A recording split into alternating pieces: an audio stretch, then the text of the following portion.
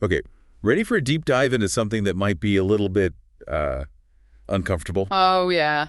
Let's talk love, dreams, and wallets. Sounds a little personal. It is. It's all about the impact of money on relationships. Oh, that's a big one. It is. The stats we found are kind of wild. Yeah, I bet. Like, did you know that nearly three-quarters of couples argue about money? Really? Wow. That many. It's true, 74% of couples, at least occasionally. Huh. I guess it makes sense when you think about all the things that can cause tension with finances. Like what? Well, different incomes, right? Or maybe debt that one person brings into the relationship. Oh, yeah, good point. And then even just personality differences when it comes to spending and saving habits. Totally.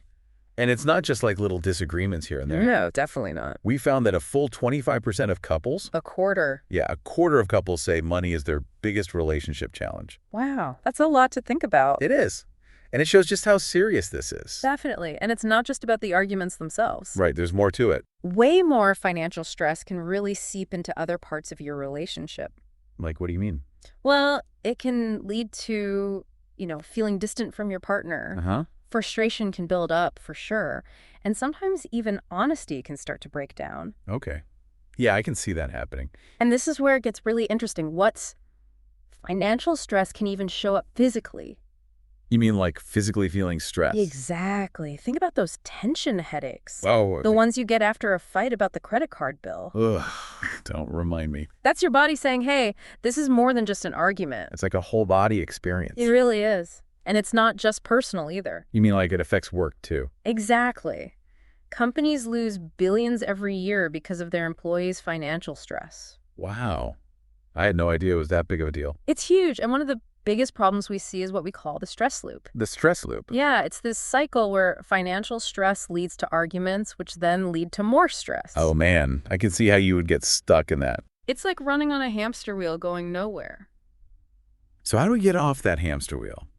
It feels kind of overwhelming. It can be. But there are things you can do. And it all starts with communication. So we're not just talking about who paid the bills this month. Right, it's got to be deeper than that. Deeper how? It's about understanding your partner's feelings about money, like what are their fears, what do they hope for? So like what does financial security even mean to them? Exactly. Sometimes just talking about those feelings can be a huge relief. Yeah, I could see that. It's like shifting from me versus you to we're in this together. You got it. That team mentality is so important. Like we're on the same side. Exactly. No blaming, no keeping score, just working together to figure things out. That sounds good in theory. Yeah. But how do we actually do that when things get tough? That's where having a plan can really help. And sometimes it might even mean getting some help from someone else. Like calling in the professionals. Yeah, exactly. A financial advisor can be a big help. They can look at your situation and give you advice specific to you. But it's not just financial advisors sometimes. It might be talking to a therapist to help you work through some of the deeper emotional stuff that can be tied to money. Oh yeah, that makes sense. Or maybe it's a financial counselor who can help you make a budget or get out of debt. The important thing is to know when you need help and not be afraid to ask for it. That's so true. I'm actually getting a little stressed just talking about all this money stuff. Well, maybe what you need is a money date. A money date. Is that like a real thing? It is, and it can actually be really helpful. Okay. I'm intrigued. Tell me more about these money dates. It's all about taking those money conversations that can be kind of stressful and making them more positive. Okay. I like where this is going. So instead of dreading those money talks, you turn them into something you actually look forward to. So how do we do that? Do we need like candles and mood music? Haha!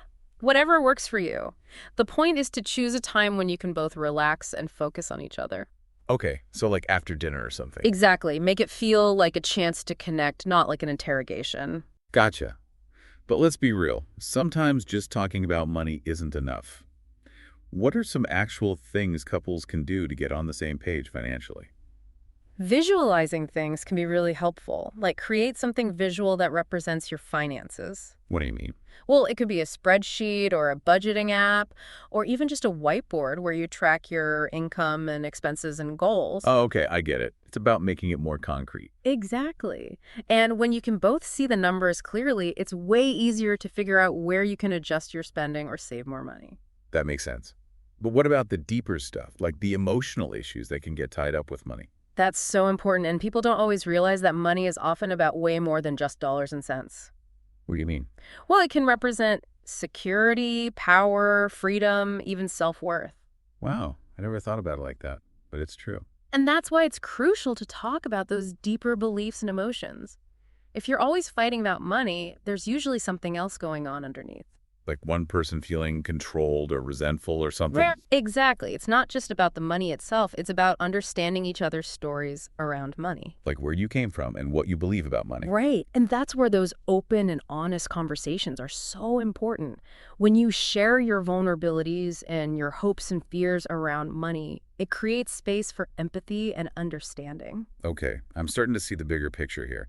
It's communication, teamwork, self-awareness, and maybe some candles and wine thrown in for good measure. Exactly. And remember, building financial harmony is a process. It's not about being perfect. It's about constantly adapting, communicating, and supporting each other. So it's a journey, not a destination. Right. But what about couples who are really struggling? When is it time to say, we need help? Yeah, good question. How do you know when it's time to get professional help? Well, I'd say if your money disagreements are always leading to fighting resentment or withdrawing from each other, that's a sign. It might be time to talk to a professional. Okay, and who would they talk to? There are a lot of different options, right? Yeah, there are. The best person to talk to depends on what you're struggling with.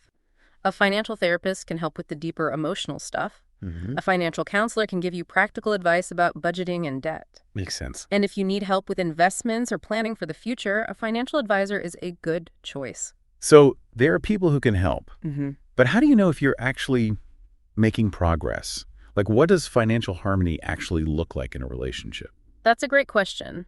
And it's going to look a little different for every couple. But generally, I'd say you're on the right track when you and your partner can do a few things. Like what? First, you can communicate openly and honestly about money without judging each other or blaming each other. You're both comfortable sharing your thoughts and feelings about spending, saving everything. So it's a two-way street, not one person calling all the shots. Exactly.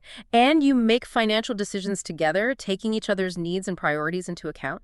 You support each other's individual goals, even if they're different. So it's about finding that balance between what you want individually and what you're working towards together. Yes. And you celebrate your wins together, no matter how big or small.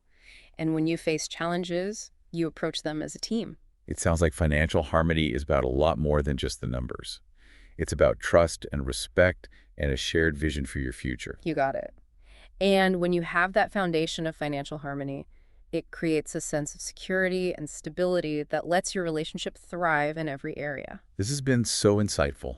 I'm starting to see how money can be a source of stress, but it can also be a powerful tool for building stronger relationships. It definitely can. And remember, it's never too late to start working towards financial harmony with your partner. So for our listeners who are ready to start building that financial harmony, what's one thing they can do today to improve their communication with their partner? That's a good question. How about this? Okay. Tonight, while you're having dinner or just relaxing together, try asking your partner, what's one thing you wish we did differently with money?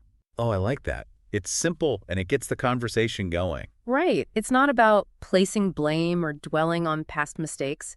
It's about opening up the conversation and encouraging some honest reflection.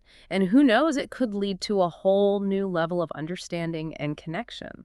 So there you have it, a deep dive into love, dreams, and wallets.